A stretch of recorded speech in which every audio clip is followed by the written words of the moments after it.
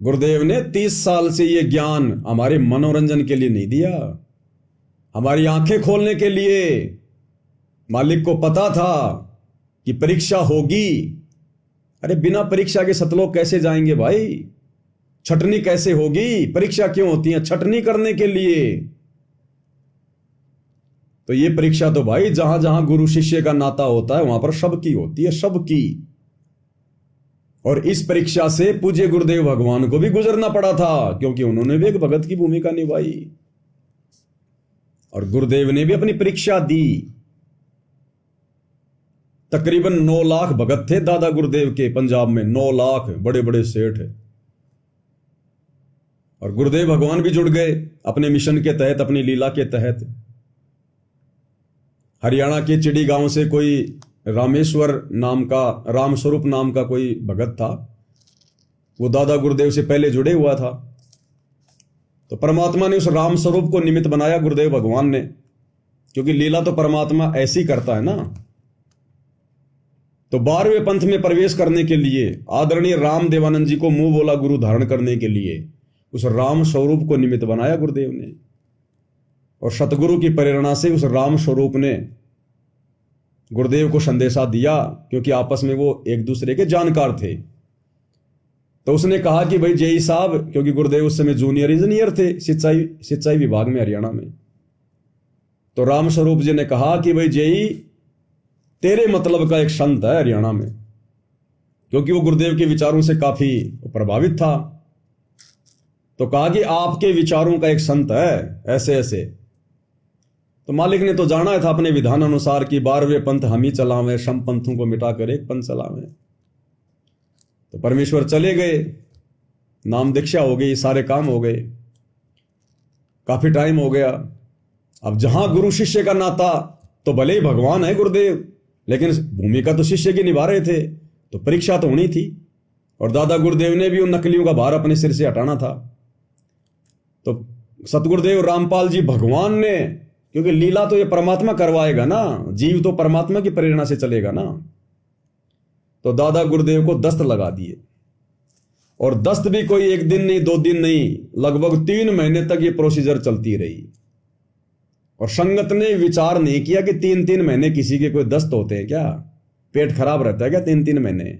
आदमी मर जाए बेचारा 15 दिन में, अगर उसका पेट ठीक ना हो, अगर दस्त ठीक ना हो तो। 3 महीने तक। अब संगत में खुसर फुसर शुरू हो गई, जैसे बरवाला कांड के बाद संगत में खुसर फुसर शुरू हो गई। बहुत सारे भगत भाई बहन छोड़ छाड़ के चले गए। जिन्होंने सार नाम तक ले रखे थे वो भी दूसरे पंथों में भाग गए, कोई मदन पंथ में और कोई फलाने पंथ में और कोई विहंगम पंथ में। खूब बकवाद करी उन्होंने हमारे साथ में। और आज सब साइलेंट हैं, सब चुपचाप है, सबकी बैटरी डिस्चार्ज हो गई है। तो संगत में धीरे धीरे खुसर फुसर शुरू हो गई।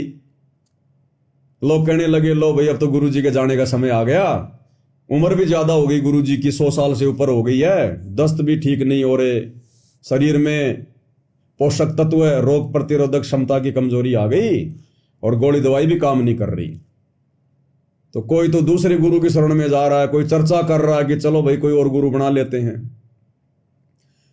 तो एक दिन वो राम स्वरूप जी सतगुरु रामपाल जी के पास आए, उनसे मिले और कहा, भाई जय साहब आपका क्या विचार है?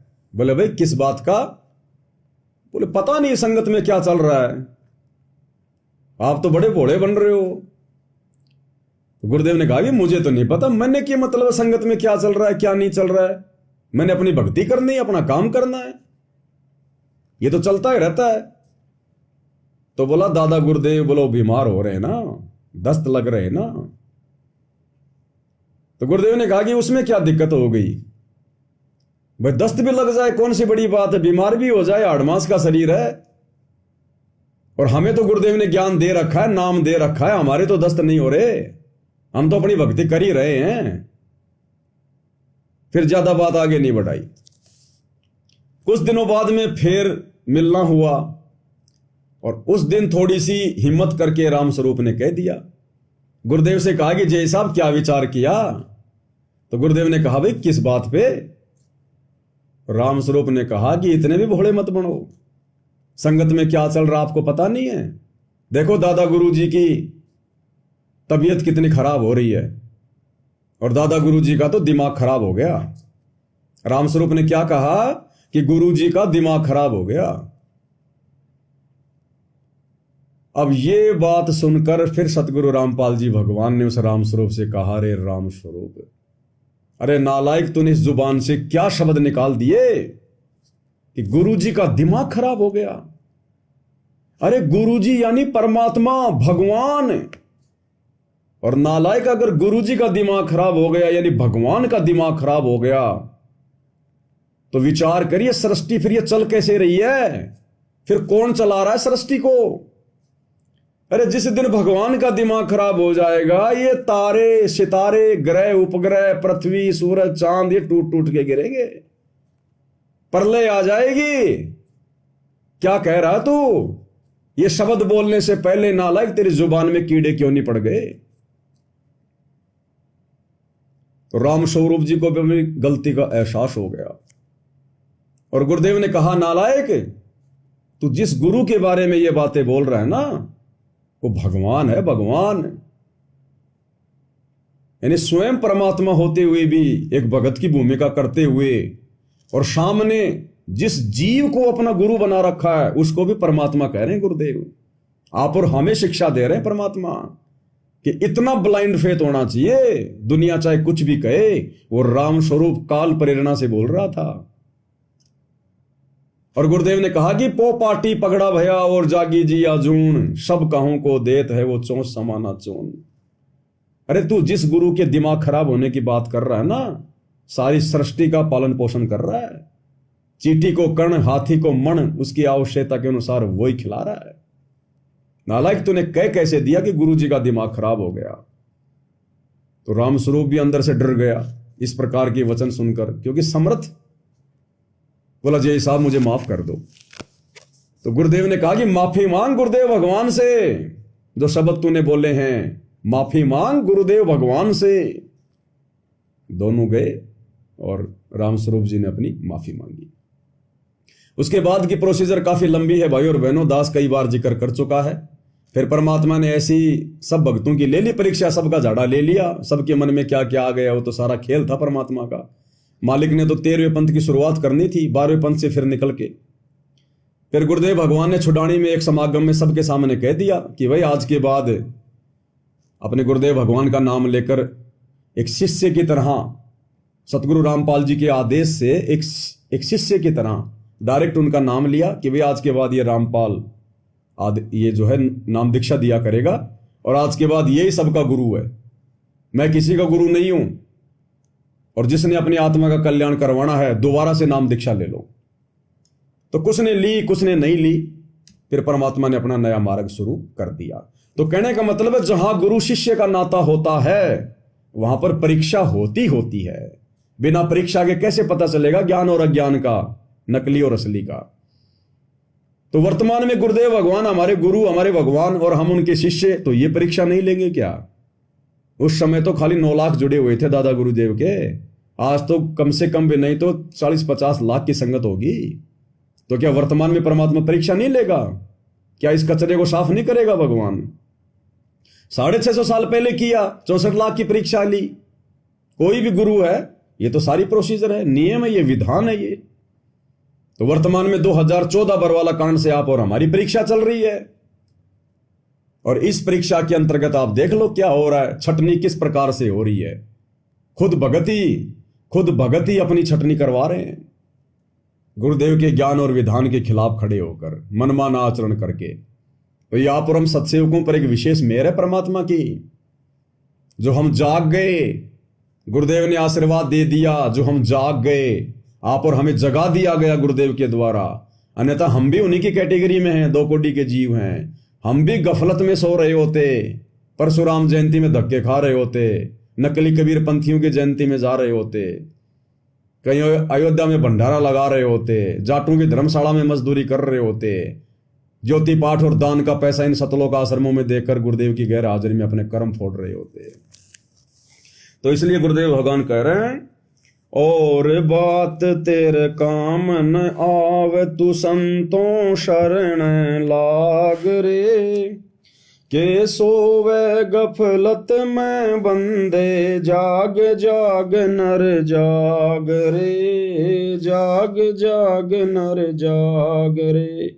कि हे नादान प्राणी, हे नादान भगत, अब तो जाग जा कम से कम, युगों युगों से काल ने तेरे को इसी गफलत में सुला रखा है। भाई ओठ सवेरे हुक्का भर लिया के जाग्या निर्भाग रे, उठ सवेरे हुक्का भर लिया के जाग्या निर्भाग रे।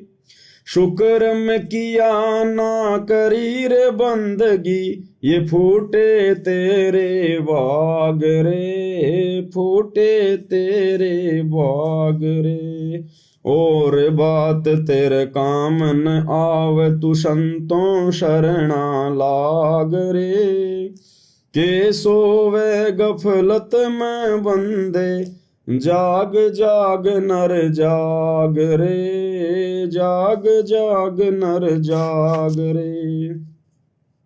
इस तन सराय में जीव मुसाफिर, ये करता रहे दिमाग रे। यानी इस मन में, इस शरीर के अंदर जो ये मन है, जो काल का एजेंट है, ये तरह तरह की बातें सोचता रहता। एक मिनट में न जाने 100 प्रकार के विचार ले आएगा अपने मन में। इस तन सराय में जीव मुसाफिर, करता रहे दिमाग रे। रात बसेरा कर ले डेरा, चले सवेरा त्याग रे, चले सवेरा त्याग रे। और बात तेरे काम न आवे, तू संतों शरणा लाग रे। के सोवे गफलत में बंदे, जाग जाग नर जाग रे, जाग जाग नर जाग रे। अब गुरुदेव कह रहे हैं, इस तन सराय में जीव मुसाफिर, करता रहे दिमाग रे। दुनिया भर की बातें सोचता रहेगा, बेमतलब की, अटपट की।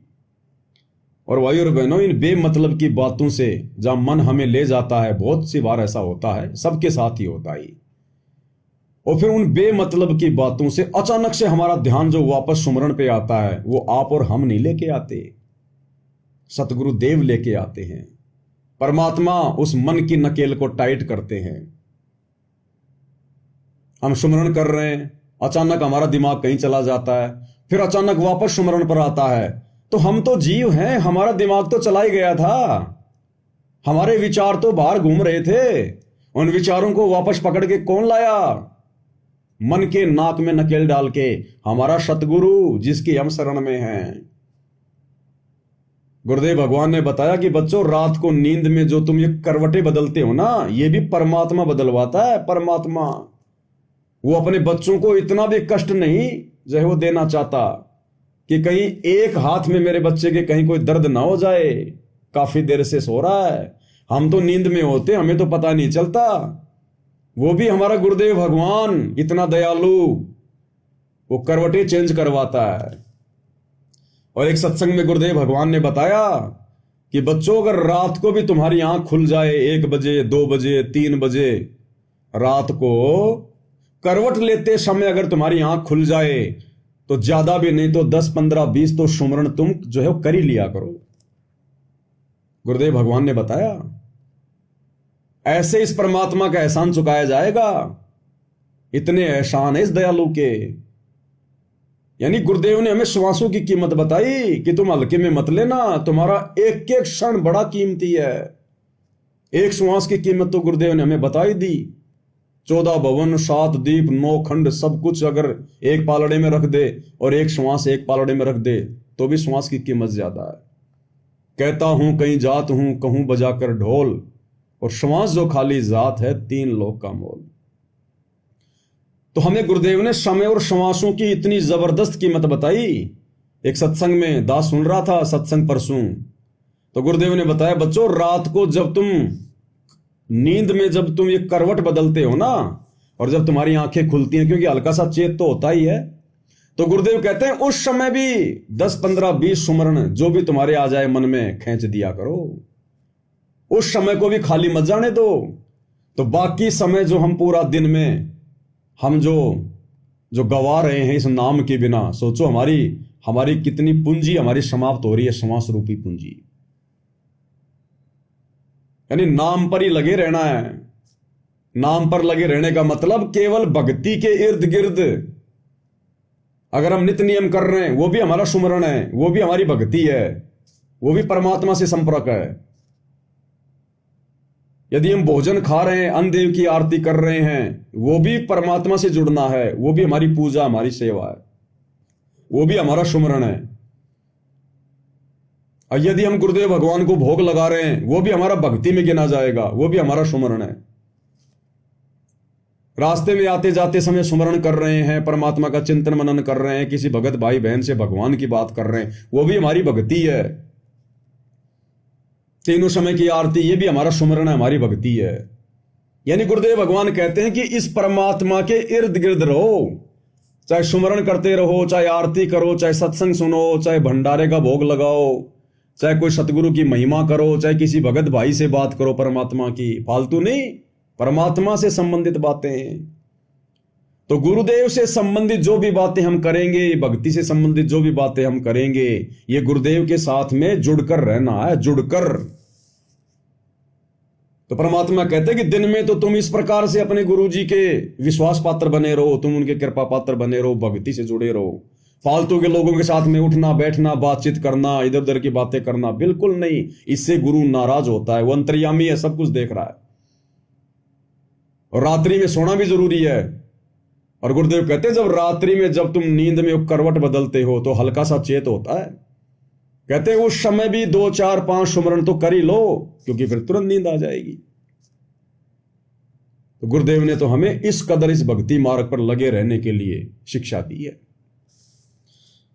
तो गुरुदेव कह रहे इस तन सराय में जीव मुसाफिर करता रहे दिमाग रे। जब भक्ति पे लगे रहेंगे, गुरुदेव के इर्द गिर्द रहेंगे, तो इस मन को बकवाद करने के लिए कुछ मिलेगा ही नहीं। और धीरे धीरे इसकी खुराक कमजोर पड़ जाएगी, क्योंकि मन की खुराक क्या है? बकवाद, फालतू की बातें, मनोरंजन। और जब हम इसको मौका ही नहीं देंगे तो इसकी खुराक कम पड़ जाएगी। खुराक कम पड़ जाएगी तो ये कमजोर हो जाएगा। और इधर से आत्मा की खुराक हम ज्यादा बढ़ा रहे हैं, भक्ति, दान, सत्संग, सुमरण, गुरु महिमा, तो आत्मा मजबूत होती चली जाएगी, मन नीचे गिरता चला जाएगा। उसके बाद फिर ये मन आत्मा के अनुसार चलेगा।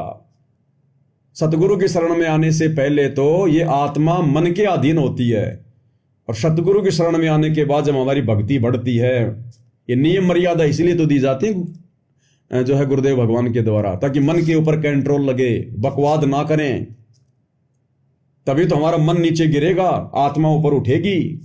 और हमने आत्मा को तो ऊपर उठाना है, जो युगों युगों से काल ने नीचे दबा रखी है। तो ये आत्मा ऊपर उठाने की प्रोसीजर साध संगति में है। अन्यथा देख लो भाई और बहनों, बार बार कहने की जरूरत नहीं है इन आश्रमों में जाने वाले भक्तों का क्या हो रहा है, कैसे इनको मन की खुराक खिलाई जाती है ज्यादा से ज्यादा। मुख्यमंत्रियों के आशीर्वाद दिलाए जाते हैं, परशुराम की जयंती में ले जाया जाता है।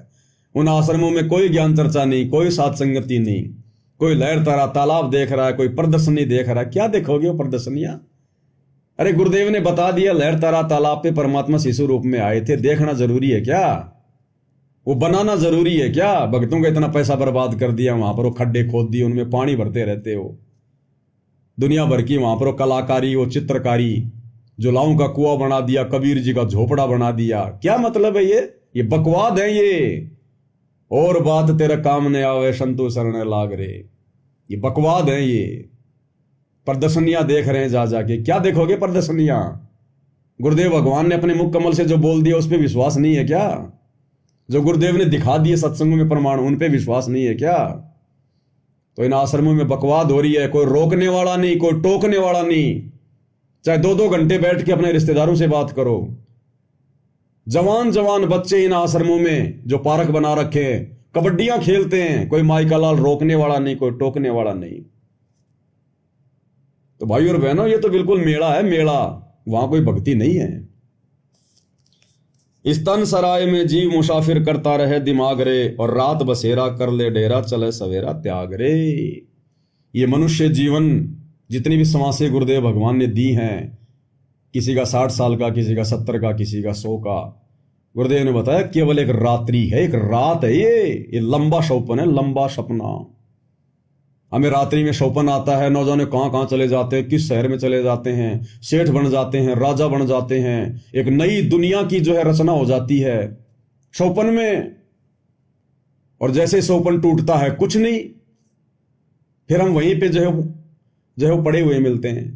तो इसी प्रकार गुरुदेव कह रहे हैं जिस प्रकार वो रात्रि में तेरे को सपन आया था ना 10-15 मिनट का, 1 घंटे का, उसमें तू कहां कहां घूम रहा था, तू क्या क्या कर रहा था, इसी प्रकार ये जो तेरा पूरा जीवन है, एक जो मनुष्य जीवन, ये केवल एक सपन है। सपन ये थोड़ा लंबा है, और जिस दिन ये सपना टूट जाएगा तो तुझे भी कुछ नहीं मिलेगा। ये बेटा बेटी, कार कोठी मकान, ये धंधे, ये बिजनेस, ये प्रॉपर्टी तेरे कुछ भी हाथ नहीं लगेगी, तो वापस इसको प्राप्त नहीं कर सकता। आकर तेरे लिए सौपन हो जाएगा, सौपन।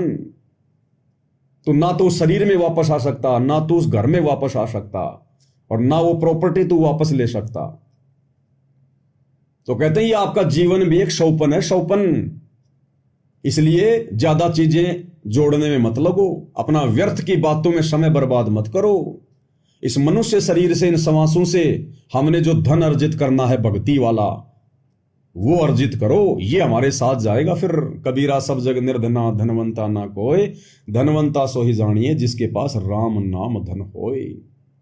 तो गुरुदेव ने कहा कि रात बसेरा कर ले डेरा, इस पृथ्वी लोक पर थोड़े समय के लिए केवल एक सौपन में जीने के लिए आए हम, सौपन में जीने के लिए।